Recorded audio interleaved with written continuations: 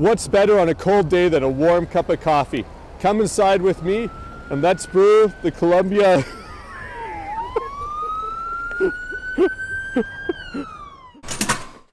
Let's get out of the cold, head inside and brew this beautiful washed Colombian grown by the indigenous community of Cabildo Inga from the highlands of Colombia in Pompeya and Nariño.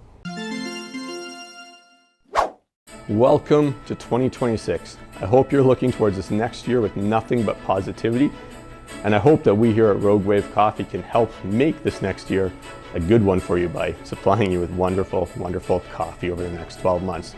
This is a real pleasure for me because those of you that know me know that one of my favorite things to do is to do a pour over late afternoon / early evening where you're kind of unwinding from the day and you just kind of lose yourself in the coffee. So I'm really looking forward to this. And the theme of this month's recipe is agitation, agitation, agitation. So let's get right to it. I ground 15 grams of coffee in an Espresso K Ultra at 8.0. I'm gonna make sure the bed is nice and flat. I'm gonna do a bloom, a first pour of 60 milliliters of water. And my emphasis is just on getting all the grams wet right off the bat so that brewing process starts. I'm gonna take a spoon and I'm gonna get right in there. Don't be shy, just get right in there.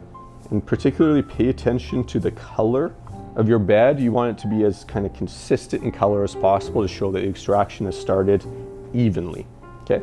Now just short of 40 seconds, I'm gonna do a pour up to 200 milliliters or up to 200 grams of water here.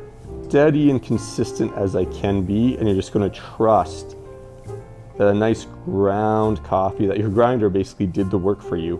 You're gonna let the water just kind of work its way through that bed of coffee and give it one more little bit of agitation. Okay. Let that water draw through and you can enjoy the aroma, which is one of the things I really love about this coffee. The aroma just kind of like leaps out at you. 1 minute and 30 seconds, you're going to do your third and last pour up to 245 grams.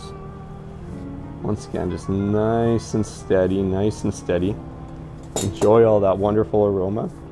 One last little thing of agitation, and we're going to let it draw down. Total brew time should be 2 minutes and 20 seconds to 2 minutes and 30 seconds.